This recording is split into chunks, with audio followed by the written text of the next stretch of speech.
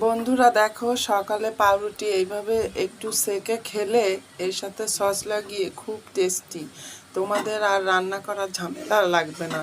সকালবেলা এইভাবে পাউরুটি চুলাতে সেকে তারপর তোমরা সস দিয়ে খেয়ে ফেলবে। হ্যাঁ বন্ধুরা, এটা হলো আমাদের সকালের নাস্তা, বুঝছো? আর রান্না করতে মন না চাইলে এইভাবে তোমরা করবা কি, দোকান থেকে পাউরুটি এনে তারপরে চুলোয় সেকা দিয়ে সস দিয়ে তোমরা খাবে, ঠিক আছে? এটা রান্নার ঝামেলাটাকে বাঁচায়। তার কারণ ঘুম থেকে উঠে সবার রান্না করতে মন চায় না, বুঝছো?